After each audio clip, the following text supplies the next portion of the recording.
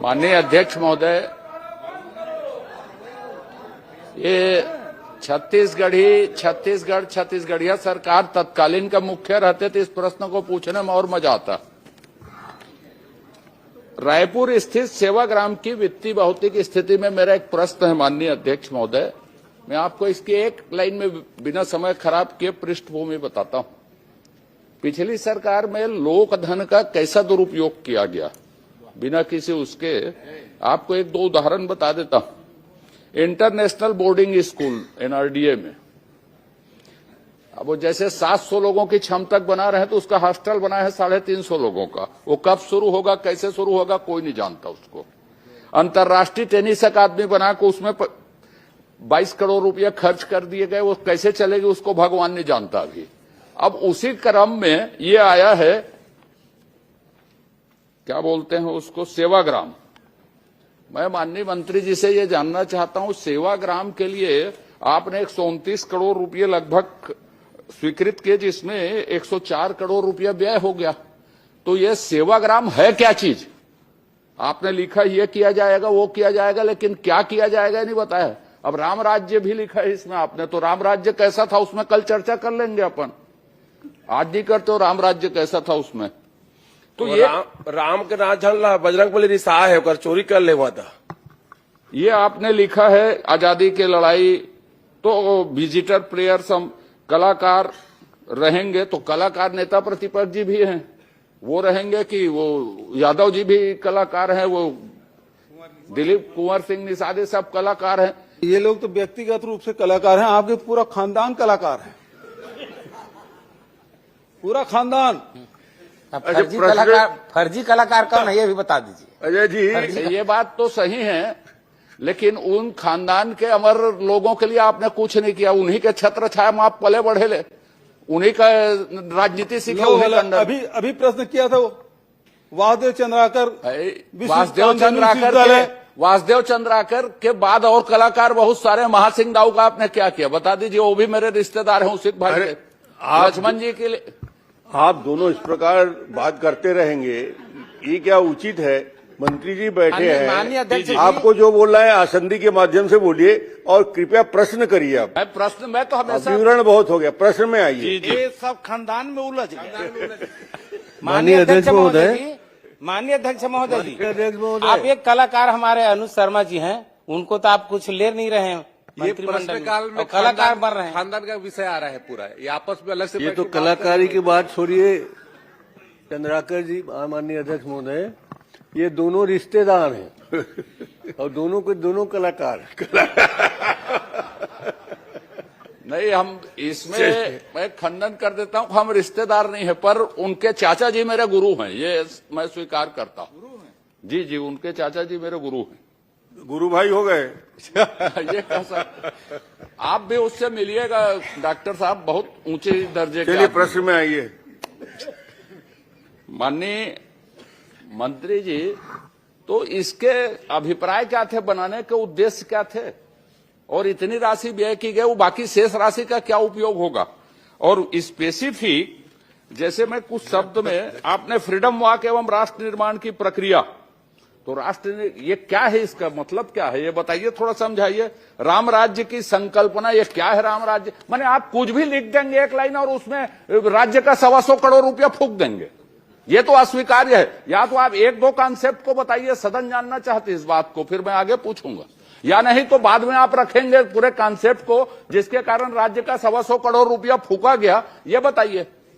माननीय अध्यक्ष महोदय, ये पूरा जो प्रोजेक्ट है सेवाग्राम का, ये पिछली सरकार के समय का विषय है, और उस समय ये बातें लिखी गई थी, ये कॉन्सेप्ट लिखे गए थे, जिसके अंतर्गत आजादी की लड़ाई के मूल्यों, सिद्धांतों, आदर्शों तथा महात्मा गांधी जी के आत्मनिर्भर की राम राज्य की संकल्पना को अक्षुण्ण रखने, भावी पीढ़ी को उन मूल्यों की जानकारी देना, ये सब लिखा गया था। बट ये कुछ बातें, कुछ लाइन लिखने के अलावा इस पर कोई कंक्रीट और कोई डॉक्यूमेंट पिछली सरकार के समय का फाइलों में निकलवाया नहीं मिला, और बहुत सारे काम अधूरे भी पड़े हुए थे। जब हमारी सरकार आई, हमारे भारतीय जनता पार्टी की, तो मैंने फिर उसको तत्काल जो भी आधा अधूरा काम था तो उसको पूरा कराने का तेजी से काम कोशिश की और काम तेजी से पूरा हुआ है। निश्चित रूप से इस पे आगे कैसे चलेगा, क्या होगा, किस तरह संचालन होगा, इस पर कोई डिटेलिंग कुछ नहीं था, लेकिन हमने इसको ध्यान देते हुए प्रयास किया है कि देश के ख्यातिलब्ध जो संस्थान है, चाहे नानाजी देशमुख द्वारा स्थापित चित्रकूट में संचालित संस्थान है या श्री श्री रविशंकर जी द्वारा संचालित संस्थान है, इस तरह के संस्थानों को भी हम अलग अलग 10 प्रकार के संस्थानों को कांटेक्ट अभी उसमें आया नहीं हो मानने कि इसमें कैसे संचालित करेंगे, मैं कहा उस दृष्टिकोण से अब अच्छा उसका उपयोग हो, ये कोशिश नहीं। कर मेरा विषय इसमें यह है, मैंने 2 संस्थाओं का और नाम लिया माननीय अध्यक्ष महोदय। इंटरनेशनल बोर्डिंग स्कूल, उसमें पैसे खर्च कर दिए गए 49-50 करोड़ रुपया। उसमें क्या होगा, कैसे होगा, कौन चलाएगा, कोई सेटअप नहीं। अंतर्राष्ट्रीय टेनिस अकादमी में 27 करोड़ रुपया फूंक दिया गया, कैसे चलेगा, कौन चलाएगा, कोई सेटअप स्वीकृत नहीं। सेवाग्राम में 129 करोड़ में 104, 1 अरब से ऊपर राशि। कॉन्सेप्ट पेपर में कोई लाइन नहीं, क्या गांधी माने राम राज्य है, माने कोई कॉन्सेप्ट पेपर, कोई दृष्टिकोण, दस्तावेज कुछ नहीं। तो इस तरह से क्या आउटसोर्सिंग करने के लिए हमने 200 करोड़ रुपये से ऊपर को खर्च कर दिया?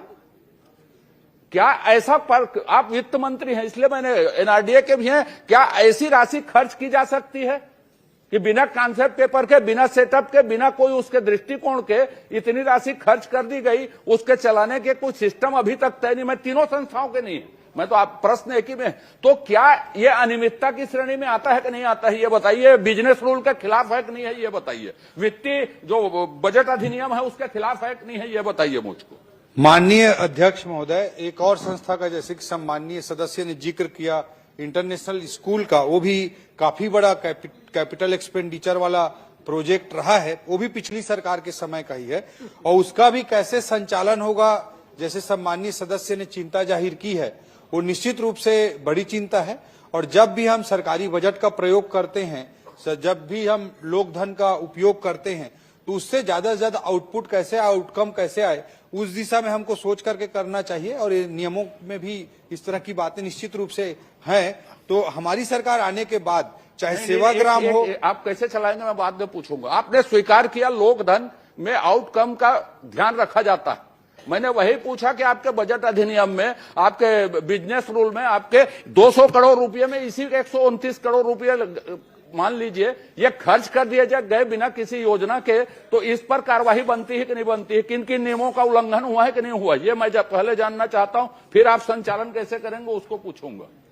माननीय अध्यक्ष महोदय, मैं सारे रूल्स रेगुलेशन जो भी इस दिशा में है सम्माननीय सदस्य को उपलब्ध करा दूंगा। नहीं, मुझको नहीं, इसको प्रदेश जानना चाहती है।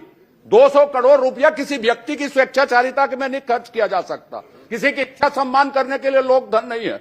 आप बताइए, अभी आपसे आग्रह है, आप बता सकते हैं कि ये अनियमितता की श्रेणी में आता है कि नहीं आता है, और जिम्मेदार अधिकारी या लोक सेवक जो भी रहे कोई कार्रवाई करेंगे क्या ऐसे दुरुपयोग में?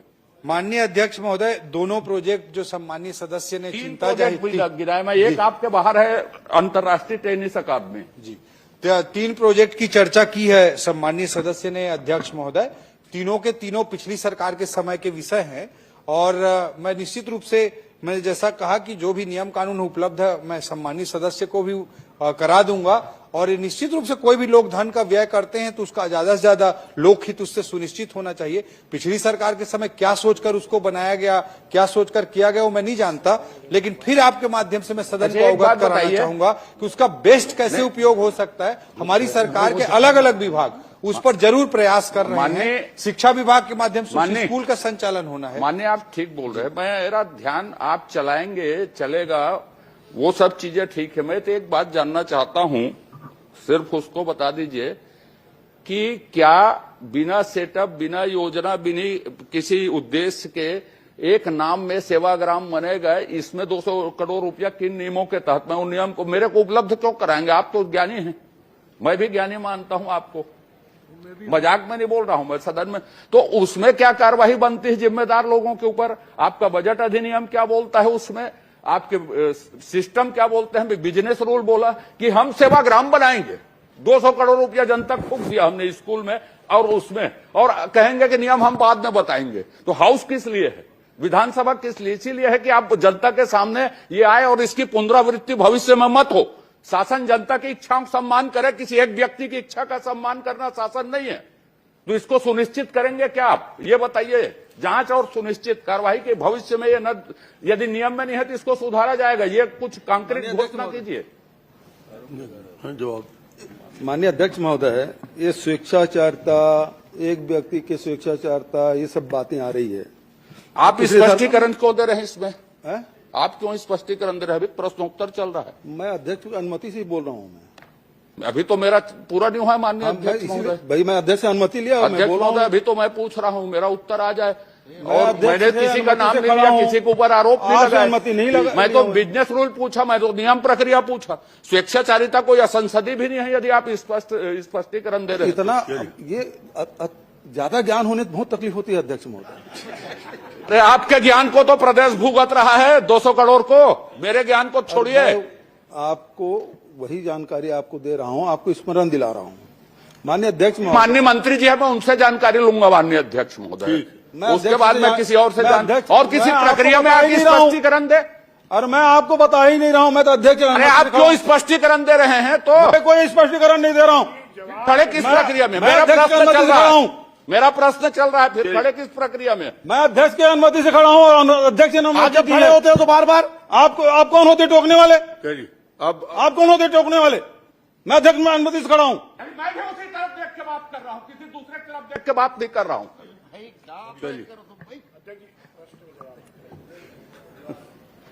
चलिए आप रहने दीजिए अध्यक्ष महोदय। चलिए मंत्री जी। माननीय अध्यक्ष महोदय, अभी ओकर कका गुरुरी से अब वो हो गए दुश्मन शुरू। वाह, नेता प्रतिपक्ष जी, मेरा प्रश्न चल रहा है। अजय जी अब जवाब सुनिए। सब ठीक है। आप जवाब सुन लीजिए। आपको भी खड़े नहीं होना चाहिए दूसरे अरे भाई, इसी प्रश्न खड़ा हो जाए इनको अधिकार। हम लोग कभी आपको ना नहीं इनके बोलते प्रश्नों पर खड़ा हो जाए तो इनको आपत्ति हो जाती है। बैठिए, बैठिए, कृपया बैठिए। आप जवाब तो खड़ा हो जाते बार बार।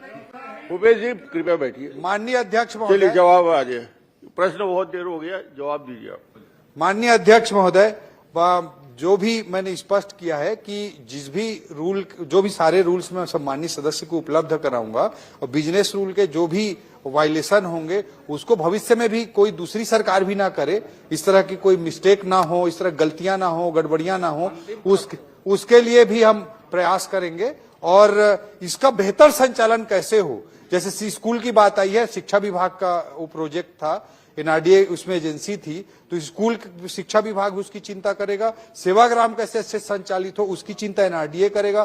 टेनिस एकेडमी की भी बात आई है, उसकी चिंता खेल विभाग करेगा।